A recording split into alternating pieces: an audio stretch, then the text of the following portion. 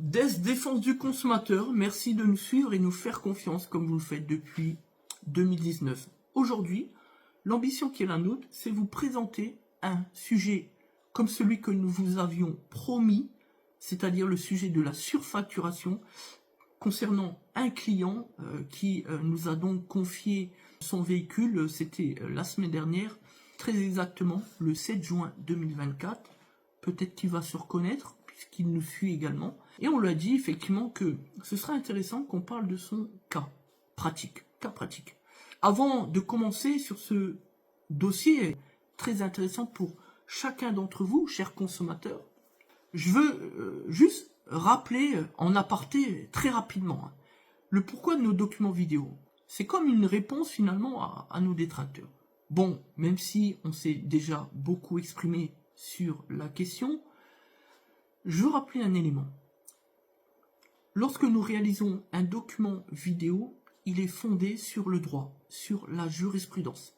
C'est donc juridiquement inattaquable. On ne peut pas nous faire le moindre grief et le moindre reproche. Je pense souvent, évidemment, sur cette question-là, à nos détracteurs. Plus on a de détracteurs, plus c'est bon pour nous. Ça veut dire que ce que l'on fait, c'est noble, légitime, déjà, mais surtout, ça fonctionne. Parce que notre seul objectif, je veux vraiment insister là-dessus, notre seul but dans le combat des injustices qui est le nôtre, dans le cadre de la défense du consommateur, c'est réellement de protéger les droits et les intérêts des consommateurs. On ne cherche pas à rabaisser telle ou telle entreprise. Jamais de la vie. D'ailleurs, c'est pour cela que nous ne les citons jamais. Fin du débat sur cette question. Maintenant, il y aura toujours des individus pour venir dire du mal de nous sur tel ou tel sujet, peu importe. Mais cela, ça ne nous intéresse pas. Ce qui nous préoccupe, par contre, c'est les droits et les intérêts des consommateurs. C'est tout. Il n'y a rien à dire d'autre. Donc maintenant, entrons dans l'intimité de ce dossier qui est extraordinaire. C'est l'histoire donc de ce client qui se prénomme, on peut le dire, Xavier. Voilà. Et qui est venu dans un premier temps le 4 ou le 5 juin dernier au siège de notre établissement pour discuter avec nous. Il nous a dit qu'il nous suivait sur YouTube et on l'en remercie bien sûr, comme pour tous les autres, pour leur message de soutien depuis ces 2 dernières semaines, lorsque nous avons par ailleurs ouvert de manière séquencée les commentaires, de manière stratégique, je ne dirais pas plus. Ce cher Xavier possède une Peugeot 308 phase 1. Je vais être précis, comme je le suis à mon habitude, jamais d'approximation. N'en déplaise à nos détracteurs. C'est une Peugeot 308, 1.6 HDI, donc le fameux DV6 avant mai 2010. Avant, donc, l'évolution de mai 2010. Et du coup, sur ces premiers moteurs, les joints d'injecteurs, c'était une grosse maladie. Bon. Donc il vient pour les symptômes des joints injecteurs. Tout le monde les connaît. Le premier symptôme, ça va être les odeurs de gaz imbrûlé, avec la force du vent lors des roulages. Forcément, naturellement, ça remonte au sein de l'habitacle. Le deuxième élément perturbateur, ça va être tout naturellement le bruit moteur. Alors qu'est-ce qui se passe au niveau des équipements mobiles? Vous allez avoir le piston dans son épure de distribution qui remonte, qui crée donc de la pression. Et du coup, on a effectivement une faille à cause de quoi? De manière liminaire, le porte-injecteur qui finit par se desserrer à cause des vibrations, c'est connu sur les fameux DV4, DV6, surtout notamment le DV6, toujours avant mai 2010. La pression, elle remonte au travers la faille du joint par flamme, le fameux joint en cuivre, en embase de culasse. Et vous avez une remontée de calamine. Voilà, c'est le mélange du carburant qui est gras, le gasoil, et de la calamine, enfin les particules de carbone. La contrainte sur le 1,6 Litre HDI, pas le DV4, mais l'1,6 Litre HDI. Pas l'1,4 Litre, mais l'1,6 Litre. Toujours avant mai 2010. C'est qu'il y a un risque de casse turbo. Pourquoi? Simplement parce que au niveau de la demi-culasse, vous avez le double arbacam avec le kitchen, vous avez un passage du circuit d'huile, notamment au niveau du joint d'étanchéité noir, quand on va plus loin dans la technique. Alors, comment que ça fonctionne? Vous avez tout simplement du RIB qui alimente le turbo par rapport au bas moteur. Voilà. La durée de graissage, elle remonte donc pour envoyer l'huile dans le turbo. Sauf que cette huile, elle est contaminée à cause justement de cette fuite au niveau des joints d'injecteur. Et comme le constructeur ne fait pas les choses à moitié, il nous met un petit filtre à l'entrée côté moteur. Une fois le filtre lui-même contaminé par de l'huile et des particules de carbone, le turbo n'est plus graissé ou seulement partiellement, ce qui conduit à sa casse prématurée. Donc ça, c'est un risque qui est réel. Donc, lorsqu'on a ces premiers symptômes, on fait tout de suite, sans attendre, intervenir un professionnel de l'automobile, quel qu'il soit. Dès les premiers symptômes, les odeurs dans l'habitacle ou alors un bruit moteur au régime de ralenti. Sur l'idée que l'on peut se faire du bruit moteur, je vais vous le faire, ça fait et les odeurs, ça ressemble à quelque chose comme des gaz d'échappement. Voilà, c'est nauséabond et surtout, ça peut être dangereux pour la santé. Et enfin, pour terminer sur ce point, attention le danger pour ceux qui laissent trop traîner. Déjà, c'est un risque de casse turbo, donc un surcoût de réparation. Mais l'autre problématique qui est encore plus dramatique pour le consommateur, c'est que qu'on ne puisse purement et simplement ne plus intervenir. Et ça, c'est un réel problème.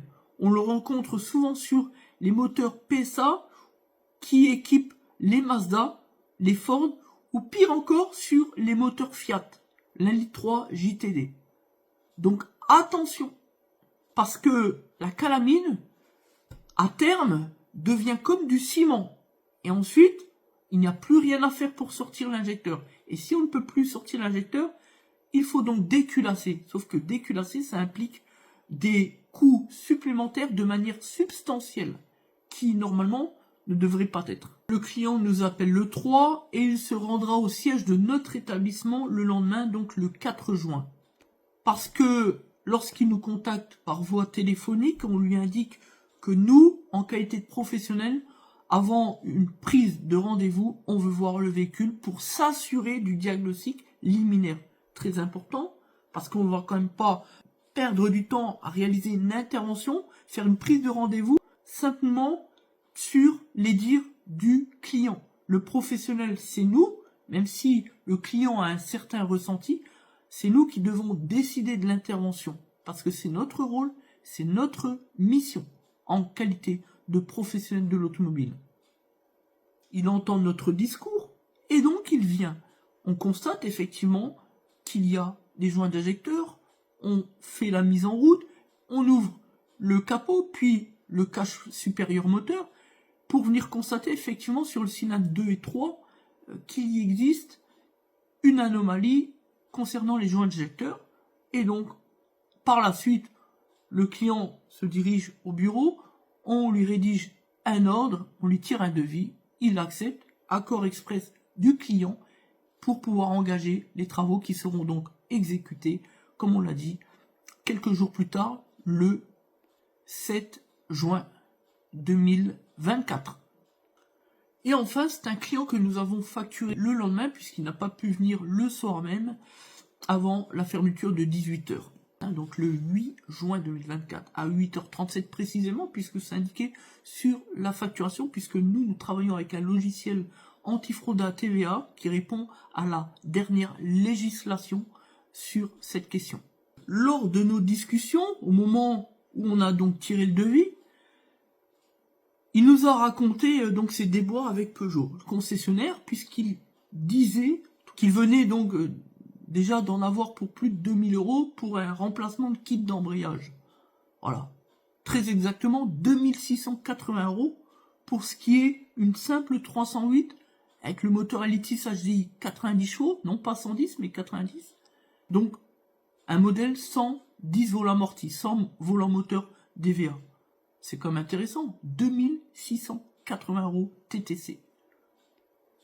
Évidemment, on a cherché à en savoir plus, et c'est là qu'il nous a montré donc sa facture. Il nous l'a même d'ailleurs confié sur la demande qui était donc la nôtre à ce moment-là. Il a accepté, et on lui a certifié d'ailleurs, comme on le fait toujours, évidemment de ne pas citer ni l'enseigne, donc le concessionnaire Peugeot, et ni les éléments de sa personnalité. Là, c'est un cas pratique pour nos détracteurs, pour leur expliquer que dans ces conditions-là, on respecte les questions du délit de presse. Il n'y a pas de diffamation. On ne peut pas nous attaquer en justice pour ces questions-là. Des questions pénales, la diffamation. Parce que la vérité, c'est comme on le dit souvent, et toujours même, on ne cite jamais personne, même notre pire ennemi, même le pire des escrocs.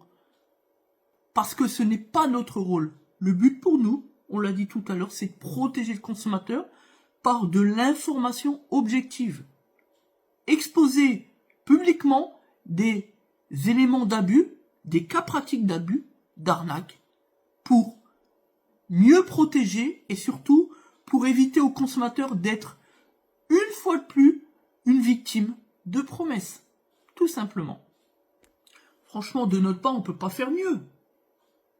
Même nos détracteurs en conviendront. On est bien d'accord. Donc l'ambition qui est la nôtre aujourd'hui, c'est voilà, effectivement, de vous présenter ce dossier. On va vous montrer à l'écran donc l'ensemble des éléments qui vont vous permettre de faire la preuve, parce que nous sommes aujourd'hui dans un monde de preuves de ce que l'on avance, et le but, il est toujours informatif, on est bien d'accord, on n'est pas là pour faire un procès d'attention à l'un ou à l'autre.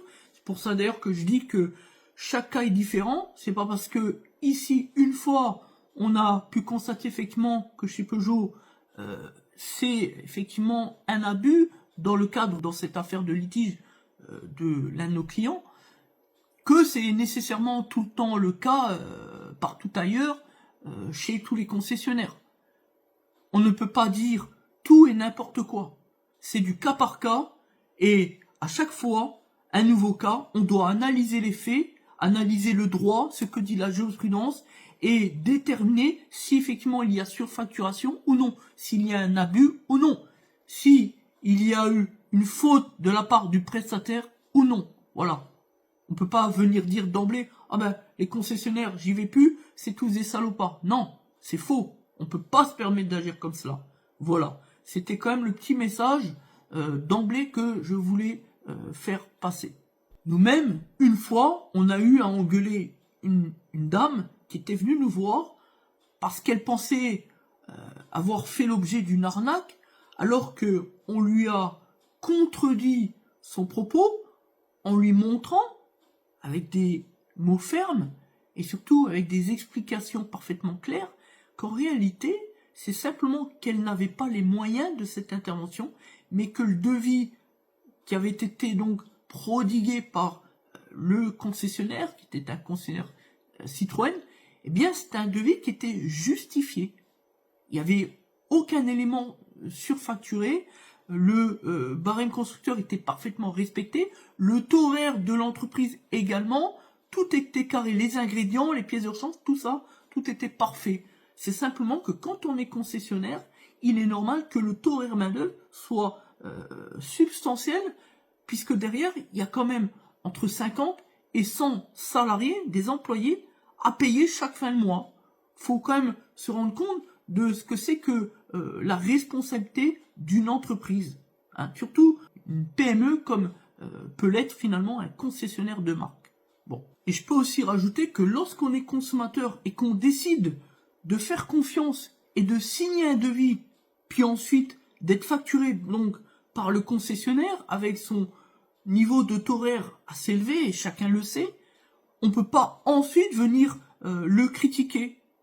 On est bien d'accord. Dans ce cas-là, il ne fallait pas signer et se diriger vers un autre prestataire.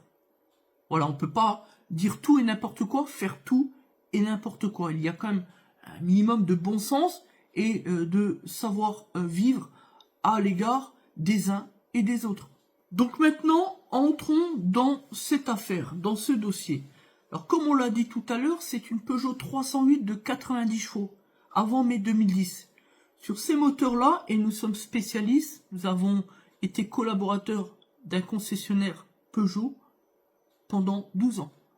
Autant dire que on sait de quoi on parle déjà, mais surtout on est sûr. Il n'y a pas d'histoire. Et d'ailleurs, j'ai envie de dire que la meilleure preuve, c'est le dossier que nous avons réalisé il n'y a pas longtemps, hein, c'était le 3 juin 2024, sur la base du remplacement du kit d'embrayage pour une Peugeot 307. Donc là, effectivement, dans cette affaire, c'est une 308, mais c'est exactement le même moteur, la même définition, la même configuration. C'est juste que la caisse n'est pas une 307, mais c'est une 308 ici. Mais c'est pareil. On l'a facturé moins de 900 euros. Dans cette affaire, pour exactement la même prestation, avec le même barème constructeur en termes de main-d'œuvre, on est à 2680 euros. Cherchez l'erreur, franchement. Alors, on va vous mettre la facture à l'écran et vous allez pouvoir constater des encadrés que nous avons pris soin de réaliser pour que vous sachiez où regarder. Nous avons été rechercher ce qui semble être au cœur du litige, c'est le volant moteur. Bon, il n'y a pas que ça, mais le reste, on va dire, c'est un peu moins fort en termes de prix de surfacturation. Le plus gros, c'est le volant moteur. Le concessionnaire a décidé de remplacer le volant moteur alors qu'il s'agissait d'un monobloc en fonte. Ça casse jamais. Dans toute l'histoire du constructeur PSA, jamais un volant moteur n'a cassé. Un volant moteur en fonte, monobloc. Effectivement, ce qui n'est pas le cas avec les DVA, les fameux disques volant moteur amorti, qui est donc un volant moteur en deux parties. C'est différent. Ici, sur ce moteur-là, le véhicule n'est pas équipé d'un volant DVA, mais d'un simple volant moteur monobloc, qui n'a pas à être remplacé. Et le pire dans cette affaire, c'est qu'on se souvient ce que le client nous a indiqué. C'est qu'au départ, il avait une simple fuite d'huile, c'est-à-dire la pédale d'embrayage qui était un peu basse, et en réalité, lui-même a fait son propre diagnostic puisqu'il avait constaté qu'il y avait une fuite au niveau du récepteur à proximité de la fourchette d'embrayage, qui est donc visible, il suffit d'ouvrir le capot devant la boîte. Donc là, on a un concessionnaire qui remplace le kit d'embrayage alors que le problème était ailleurs. Et je vais vous expliquer ça plus loin dans la vidéo. Vous allez voir, vous n'êtes pas prêts. Donc en parallèle, on a été rechercher par rapport au numéro de série, l'immatriculation de véhicule, puisque nous on a le logiciel Catronic avec le groupe Alliance Automotive, et on a accès au SIV. On tombe donc sur la fameuse référence pièce d'origine, qui est donc 0532N0. Ça c'est la référence qui correspond au véhicule. On retrouve le volant moteur, qui est donc un volant monobloc.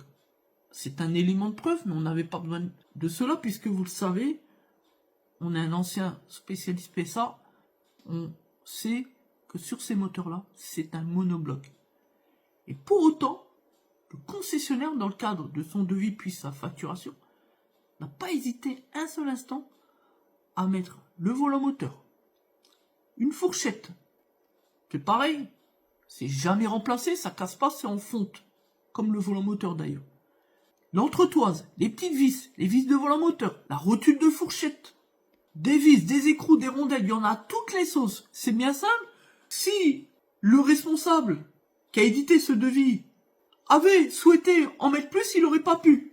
Là, le devis affiche complet, comme on dit. Et en plus de ça, on ne comprend pas, dans le cadre du diagnostic, puisqu'on va facturer un diagnostic, mais on va en parler plus tard, qu'en réalité, le seul problème du client, c'était une fuite sur le récepteur d'embrayage. L'intervention, et on est bien placé pour le savoir, on en a fait une sur le 207 il n'y a pas 2 semaines, moins de 200 euros. Ici, résultat des courses, 2680 euros TTC. Est-ce que je dois en dire plus? Alors, maintenant je vous présente juste après, en cliché à l'écran, le volant moteur qui correspond à la référence pièce. Vous pouvez constater sous tous les angles qu'effectivement c'est un monobloc et non pas un fameux volant moteur DVA. Ça ne s'use pas, il n'y a donc pas lieu de le remplacer et surtout de le présenter au devis et à la facturation. Pareil pour la fourchette. Au niveau du récepteur d'embrayage, c'est pareil. On remplace le récepteur, on remplace l'émetteur, on remplace la durite. Sauf que la durite et l'émetteur, il n'y a rien. Mais admettons, parce que quelquefois, c'est un ensemble indissociable. Mais quand même, le diagnostic, c'est le client qui l'avait déjà fait. Il avait compris la panne. On n'était pas sur des symptômes de disque d'embrayage, de butée d'embrayage ou même de mécanisme d'embrayage défectueux. Pas du tout. On était simplement sur une pédale qui était plus basse que la pédale de frein parce qu'il y avait une fuite d'huile au niveau du récepteur d'embrayage. C'est aussi simple que ça s'arrête là. Et on s'étonne que les consommateurs ensuite n'ont plus confiance dans leurs prestataires. Comme on le disait nous, on a fait une intervention sur le 307, on est à moins de 900 € TTC. Et l'idée, ensuite, c'est de vous présenter le prix dans le respect du devis au plus juste. On est à 1702,53 € arrondi à l'euro supérieur. Ça veut dire quoi? Ça veut dire 900 € de moins par rapport à ce devis qui est surfacturé. En prenant attention en considération donc les éléments du concessionnaire, c'est-à-dire son taux horaire de main-d'œuvre, le barème évidemment de main-d'œuvre correspondant à ce véhicule, plus les ingrédients, plus le tarif TTC public conseil des pièces de rechange sans la moindre remise. Donc, si le concessionnaire avait été respectueux et sérieux avec son client, ça lui aurait normalement coûté à peu près approximativement 900 € de moins. C'est une folie quand même. Et quand on constate le prix donc normal de 1700 € pour ce véhicule, par rapport à notre prix, qui est de un peu moins de 900 €, on ne s'étonne pas pourquoi aujourd'hui les consommateurs n'ont plus confiance et préfèrent trouver des prestataires de qualité qui se préoccupent de leurs clients et qui ne sont plus dans le réseau. Aujourd'hui, le consommateur effectivement préfère aller rencontrer ce que l'on appelle les fameux petits garages. Parce que, ben oui, pour nous, on en fait partie, eh bien le client, c'est pas un pion. On a de l'intérêt pour lui. On essaye de se battre pour la satisfaction qui devra être la sienne. Donc la stratégie est différente. Nous savons, nous, pourquoi les concessionnaires agissent comme cela. On vous l'a dit, on y a travaillé 12 ans. La réalité, c'est que le consommateur, lui, a bien conscience qu'il existe le volant moteur DVA, etc. Il sait que c'est quelque chose qui peut lui être facturé. C'est de notoriété publique, si je puis dire. Et le concessionnaire sait cela, lui aussi. Et du coup, il en joue. Donc, il va retourner la situation contre son propre client. En lui faisant croire implicitement, sans trop en parler, mais simplement par l'étude du devis. Que, ben oui, voilà, il faut changer le volant moteur. C'est pas un sujet à débat, c'est comme ça. Sauf que, dans ce cas précis, on vient nous faire la preuve que c'est faux, que c'est un élément de surfacturation, comme il en existe 3 ou 4 autres, on l'a dit, la fourchette, la petite rotule de fourchette, les vis, etc., etc. Passons à la question du diagnostic. Alors, ça c'est une question très intéressante, et on en fera un autre sujet sur la question juridique d'espèce. Mais là, si vous constatez la facture, vous pouvez effectivement noter qu'ils ont facturé donc un diagnostic de haute technicité. Alors, il fallait oser quand même. Parce que non seulement le diagnostic n'a pas le droit, légalement parlant, d'être facturé dans ce cas précis des faits, mais qui plus est, là on va oser soulever la question du diagnostic de haute technicité. Il faudra qu'on m'explique quand même. Parce qu'en gros, ce qui s'est passé, c'est que le client se rend chez le concessionnaire pour le diagnostic. L'intervenant ouvre le véhicule, démarre le véhicule, appuie sur l'embrayage 2 fois, ça dure 1 minute, et a pris position pour établir son devis. Voilà le diagnostic du prestataire. Un point de droit, rapidement. Le diagnostic, il peut être facturé que lorsqu'on réalise un diagnostic sur les équipements électroniques du véhicule. Pourquoi ? Parce que c'est une compétence particulière qui est tirée d'un niveau d'études supérieures. En l'espèce, 3 années d'études MDA, ce qui permet de conduire à la formation de TE. Un TE, c'est, pour faire simple, un technicien expert électronique. Bon, donc le diagnostic, lui, il peut être facturé. Mais un diagnostic en mécanique, c'est un diagnostic qui ne peut pas être facturé. Il faut être parfaitement clair, parce qu'on ne peut pas refacturer sa propre compétence, son propre savoir-faire. Donc là, c'est une faute. Et donc, ici, non seulement on facture le diagnostic, mais pas un diagnostic T1. Là, on facture un diagnostic T3. Ah oui. Donc de haute technicité, alors qu'il n'y a aucune technique. Un apprenti aurait pu faire la même chose, sans l'expérience et sans, naturellement, les connaissances particulières. Et le client lui-même l'a fait d'ailleurs. Sans besoin du prestataire qu'il a consulté après coup, qui se trouvait être donc le concessionnaire Peugeot. Voilà la vérité. Un vrai scandale. Enfin, pour terminer, la procédure judiciaire. Lorsque vous êtes un consommateur et que vous faites confiance, mais c'est pas votre métier, vous ne savez pas, et c'est normal. On ne peut pas vous en vouloir sur ce point. Vous pouvez toujours, sur le conseil d'un juriste, d'un avocat, etc., vous retourner contre le prestataire sur cette question-là. Lorsque vous constatez que finalement vous avez été surfacturé. Parce que, en droit automobile, le prestataire doit toujours justifier chaque élément.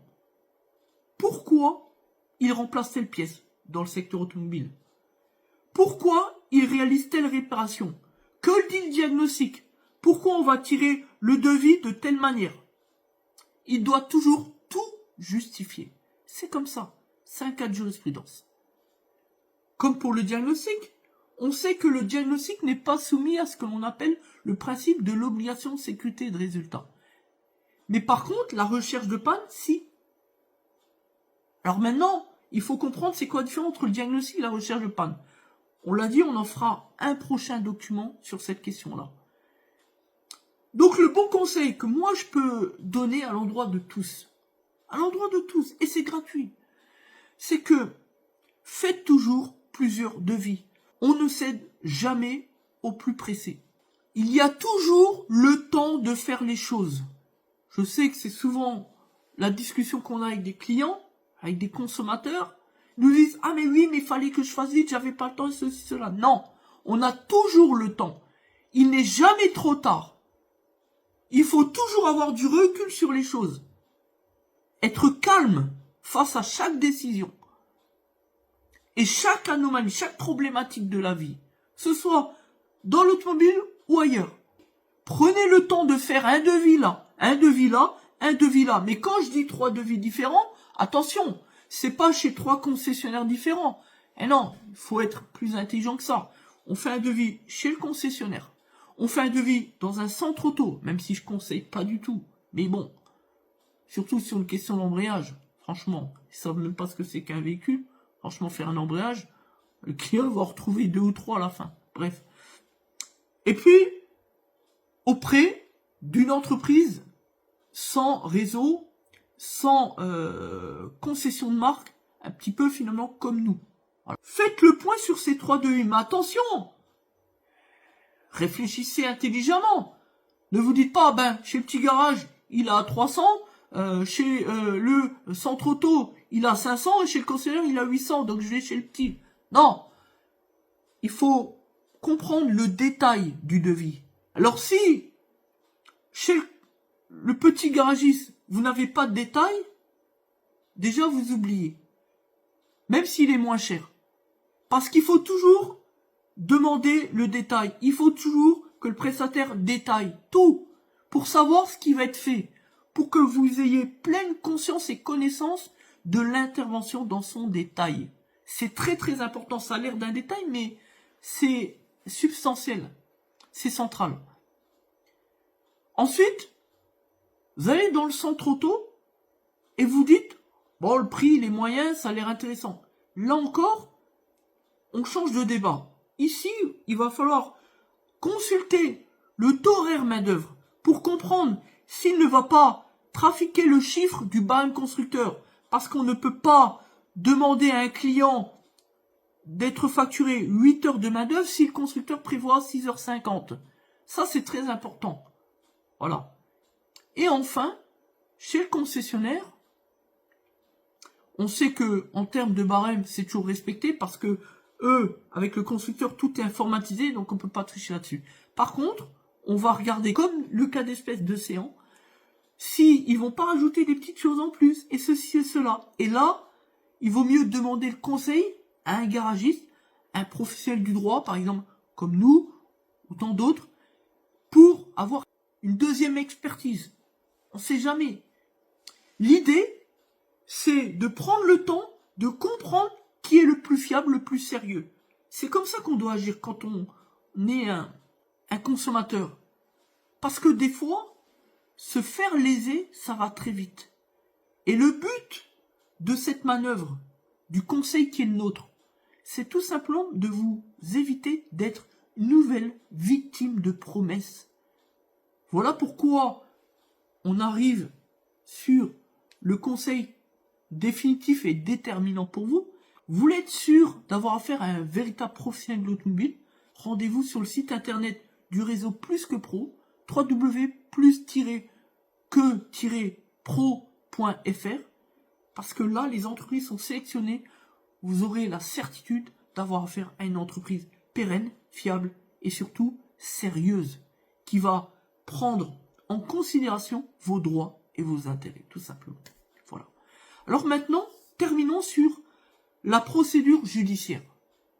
J'ai pas dit que chacun avait pour dessein de systématiquement saisir le juge pour réclamer des dommages et intérêts, mais quand même, on a eu déjà des clients qui ont subi des préjudices, pour certains, énormes, substantiels. Et donc, mon objectif pour finir ce document vidéo, c'est vous expliquer comment faire. Par exemple, prenons ce cas d'espèce. On est sur un litige, puisque la facture est de 2680 €. Donc le litige, c'est 2680 €. C'est la base. Juridiquement, il faut déjà savoir quelle est la juridiction qui est territorialement compétente et surtout la juridiction d'attribution. Ici, on est donc sur un litige de moins de 4000 €, c'est donc le juge de proximité. Ensuite, la compétence territoriale, c'est évidemment le tribunal du lieu de votre domicile. Voilà. Donc si vous habitez, je sais pas moi, par exemple à Mézières-les-Messes, c'est la compétence de Metz. Donc voilà, tribunal de Metz.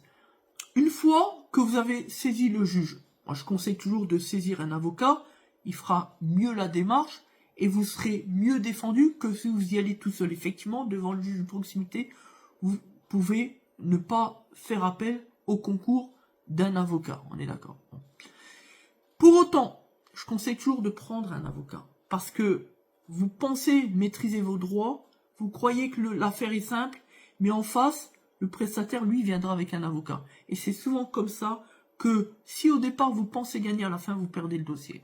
Et je peux vous le dire, les vices de forme, vous allez en fabriquer vous-même à la pelle. Et la partie défendresse, c'est-à-dire la partie adverse, elle va se régaler, surtout son avocat. Donc attention, ça pourrait, par voie de conséquent, vous coûter des frais de procédure abusive, et la demande civile, c'est jusqu'à 3000 €. Plus les frais et dépens, etc. Nous compris dans l'article 700 du NCPC, les frais d'expertise, ça peut vous coûter très cher à la fin. C'est l'article 1382 ancien et suivant du Code civil. Aujourd'hui, c'est le 1240 et suivant. Bon. 3 éléments de la jurisprudence à comprendre. La faute, le préjudice, le lien de causalité entre les deux, entre la faute et le préjudice, et ces 3 éléments égale réparation. Au sens du droit civil, ça veut dire des dommages et intérêts. De la même manière, pour faire un aparté sur le droit pénal, la réparation en matière pénale, vous l'avez compris, c'est par exemple le travail d'intérêt général, la peine d'emprisonnement, l'amende pénale, hein, les amendes, pas avec un A mais avec un E, hein, c'est pas le fruit, l'amende. Non, c'est une amende au sens contraventionnel. Donc il faut pouvoir faire la preuve de la faute. Il faut que vous soyez une victime et que vous ayez subi un préjudice, mais un préjudice qui peut être matériellement vérifiable. On est bien d'accord. Et en quantum également. Après, il faut faire la preuve du lien de causalité entre les deux. Parce que c'est facile de dire, ah ben, lui, il a fait une faute, et moi, j'ai un préjudice. Mais c'est quoi le lien entre les deux? Bon. Et une fois que vous avez tout ça, effectivement, là, vous pouvez aller devant le juge, et vous êtes armé. Mais avant tout ça, il faut toujours faire un accord amiable. C'est-à-dire, vous faites un écrit, avec preuve, c'est-à-dire un acte juridique, c'est-à-dire courrier recommandé, ou alors une signification par voie du C6, l'un ou l'autre, peu importe.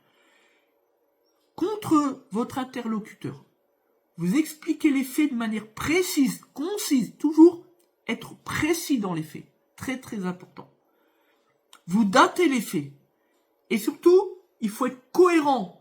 N'en dites pas trop, mais suffisamment. Alors je sais que c'est la partie la plus délicate. Mais c'est ça le droit. Et surtout, pas d'émotion. Vous devez vous montrer ferme. Donc, faire annuler la dette, mais jamais négocier à l'amiable dans le cadre de votre écrit. C'est le meilleur moyen que déjà l'autre n'y apporte aucune réponse. Et surtout, c'est vous tirer une balle dans le pied en cas de procédure en justice que vous-même allez par la suite engager. Attention, on fait pas n'importe quoi. C'est pour ça que mieux vaut, encore une fois, saisir un avocat qui, lui, pourra mieux rédiger le courrier de contestation ou le courrier d'obligation de faire, etc. Contre la partie défendresse. Voilà. Ensuite, sur la durée d'une procédure, je sais que c'est aussi souvent la question des consommateurs qui ont toujours peur d'aller en justice. Oui, c'est trop long et cela. Non, c'est pas trop long. Et j'ai envie de dire, moi, j'incite toujours les gens de saisir le juge. Pourquoi? Parce qu'il vaut mieux aller en justice que ne pas y aller. Parce que si on agit ainsi, c'est l'escroc qui gagne. Et ce n'est pas l'idée qui est la mienne. Moi, je porte toujours l'idée qui est celle de se battre en justice. Faut pas avoir peur. Le mot justice, ça ne doit pas être un tabou. Il faut montrer du leadership, ne serait-ce que dans le cadre d'un premier courrier contre votre interlocuteur, votre adversaire, que vous êtes prêt à aller en découdre devant le juge. Et rien que cela, dans 70% des cas, vous trouvez un accord avec votre interlocuteur. Mon conseil, faire rédiger cette correspondance par le biais d'un avocat dont vous aurez demandé le concours. Parce que agir comme cela, c'est agir intelligemment et surtout mettre la pression, intimider votre adversaire. Parce que factuellement, un courrier d'avocat, c'est pas la même chose qu'un courrier mal rédigé par un particulier. L'impact n'est pas le même, sachez-le, ne l'oubliez jamais. Et du coup, c'est votre adversaire qui va venir vous solliciter aux fins d'un arrangement à l'amiable. En droit, il faut toujours se montrer stratégique. Même si au fond, vous savez que vous n'irez pas jusqu'au bout de l'action de justice, il faut toujours utiliser la tactique du bluff. Pas dans n'importe quelle situation, ceci doit être réfléchi, mais il faut toujours opter pour cette opportunité. Quoi qu'il arrive, en tout état de cause, il ne faut jamais se laisser faire, céder à la panique ou tout faire soi-même, penser qu'on peut y arriver soi-même sans le concours d'un professionnel du droit. Maintenant, sur la question de la durée d'une telle procédure, que ce soit devant le tribunal de commerce ou alors devant la juridiction de proximité, que ce soit donc dans le droit commercial ou alors en droit civil, peu importe, la procédure est toujours plus ou moins la même en termes de longueur, comptée entre 6 et 9 mois, et puis ensuite la décision de justice interviendra dans les 3 mois au terme des audiences de plaidoirie, puisque dans un premier temps vous allez avoir une audience de conciliation et ensuite l'audience des plaidoiries, c'est-à-dire où il y a l'entrée en scène des avocats. Ensuite, il y a également la question de la preuve. On vient d'en évoquer la cause, on peut donc saisir le tribunal de commerce ou alors le juge de proximité s'agissant d'un litige inférieur à 4 000 euros. Bon, sur la question de la preuve, la liberté de la preuve n'est pas la même selon la juridiction qui est alors saisie. Pour aller à l'essentiel, devant le tribunal de commerce, le moyen de preuve est libre, c'est-à-dire tous les moyens de preuve possibles, mais bien évidemment, il faut tout de même respecter la bonne règle de l'art, c'est-à-dire la loi impérative et surtout les règles de droit civil. Par conséquent, à titre d'exemple, on ne peut pas tirer d'une preuve fondée sur de l'illicite ou alors un acte illégal. Par contre, devant le juge civil, c'est-à-dire soit le tribunal de grande instance, d'instance, ou alors le juge de proximité comme c'est le cas échéant. Là, cette fois-ci, il va falloir présenter au moins ce que l'on appelle un commencement de preuve par écrit, donc au moins une preuve écrite. C'est la loi, c'est comme ça. Et du coup, tous les moyens de preuve ne sont pas admissibles. Et à cause d'irrecevabilité, donc il faut faire très attention à ce point. C'est pour ça que je dis que pour l'ensemble de ces raisons, mieux vaut prendre le concours et le conseil d'un avocat spécialisé dans la matière qui vous incombe. Parce que vous devez être conseillé en fonction de votre cas d'espèce. La précision des faits qui incombent à votre litige. Et non pas par rapport à la généralité ou les oui-dire des uns ou des autres, des copains ou de la famille. On ne doit pas être dans l'approximation. C'est ce que je dis souvent à l'endroit de nos détracteurs. Nous ne sommes pas quelqu'un qui fait de l'approximatif. On est précis sur des faits factuels, caractérisés. D'une manière générale, on ne communique pas pendant tout le cours de la procédure avec son adversaire. Parce que sinon, c'est le meilleur moyen de se tirer une balle dans le pied et surtout de faire perdre la procédure à celui qui est censé veiller à vos intérêts, votre avocat. Les SMS, on n'y répond pas. Même si on sait que vous allez être tenté de le faire. Les emails, c'est pareil. Le téléphone, vous raccrochez s'il vous appelle. Aucun contact, on ne donne aucune information à l'adversaire pendant la procédure. C'est comme ça qu'on obtient gain de cause. Une fois la décision de justice obtenue, de commun accord avec votre avocat, celui-ci va donc saisir un huissier de justice compétent, dans le but de faire exécuter la fameuse décision de justice. Là encore, il y aura donc un échange entre vos intérêts et puis l'huissier de justice, pour qu'il puisse prendre la mesure de la situation et aller réclamer votre dû à l'endroit de votre adversaire, en tenant compte de vos intérêts et surtout de vos directives. Ensuite, soit il y a un paiement comptant, soit il y a un échéancier, et s'il n'y a pas d'accord trouvé, c'est toujours vous qui avez le dernier mot, et ça peut se terminer par une saisie sur compte, au niveau fiduciaire, mais également dans le fait d'aller récupérer des biens propres. En effet, si l'huissier de justice ne peut pas récupérer les sommes à recouvrer, donc à percevoir, il va donc s'en prendre aux biens propres de l'adversaire, à défaut de ses comptes bancaires. Et ce, dans l'unique but de demander l'ouverture d'une vente aux enchères pour en récupérer le fruit, comme chacun peut l'imaginer. Alors attention, pour les biens propres, c'est en fonction du cas par cas. Il faut déjà comprendre à qui on a affaire. Est-ce que en face, c'est une société de droit privé, bien sûr, mais une entreprise individuelle en nom propre, ou alors une société. Les règles applicables ne sont pas les mêmes. Enfin bref, il y a plein de choses à savoir, c'est extrêmement pointu. Donc voilà comment qu'une procédure judiciaire se passe de A jusqu'à Z. La question qui est au cœur de tous les débats, c'est l'article 700 du NCPC. Les fameux frais et dépenses. Alors les dépenses, on les met de côté concernant l'article 700 du NCPC, parce qu'on sait que les gens ont toujours les préjugés sur l'action de justice, parce qu'ils considèrent qu'effectivement ça va leur coûter trop cher en frais d'avocat. Il faut savoir que lorsque vous êtes un consommateur et que vous attaquez donc une entreprise, vous n'êtes pas censé être considéré comme la partie diligente. Ça veut dire celle qui a le plus de poids. Parce que justement, le juge, dans le cadre de sa décision de justice, doit prendre en considération la situation économique des parties. En cela, il va donc prendre sa décision. Il peut même décider qu'il n'y ait pas de frais imputés et imputables aux parties dans le cadre de sa décision de justice.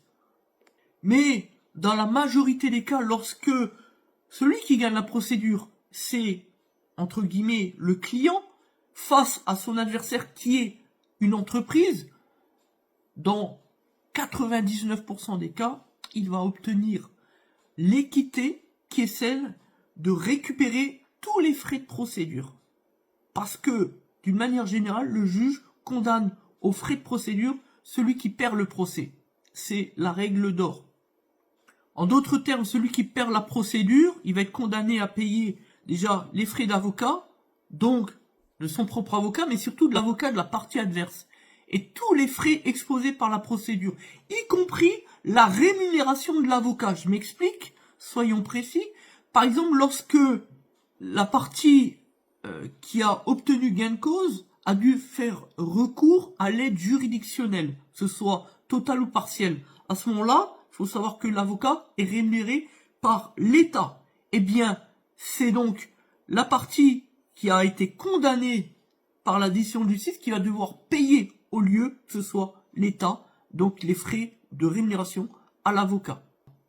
Donc effectivement, en justice, c'est toujours un risque de perdre la procédure. Mais si vous gagnez la procédure et que vous êtes un petit peu, comme qui dirais-je, le maillon faible, hein, donc le client, nécessairement, celui qui a le moins de moyens économiquement parlant, vous êtes quasiment sûr d'obtenir le remboursement des sommes qui ont été allouées, qui ont été avancées au titre des frais d'avocat, par exemple, et de tout le reste d'ailleurs. En fin de conclusion, ce qu'il faut comprendre, tout simplement, c'est que lorsque vous êtes un client, vous devez collaborer ensemble, prendre les décisions ensemble avec votre avocat. Et la pire des erreurs, et c'est l'expérience qui parle, la pire des erreurs que vous pourriez commettre, c'est celle qui consiste à croire que vous sauriez mieux faire que votre avocat. Peu importe la circonstance et la situation, croyez-moi. Merci à tous, merci de nous avoir suivis, et à bientôt dans un autre document défense du consommateur.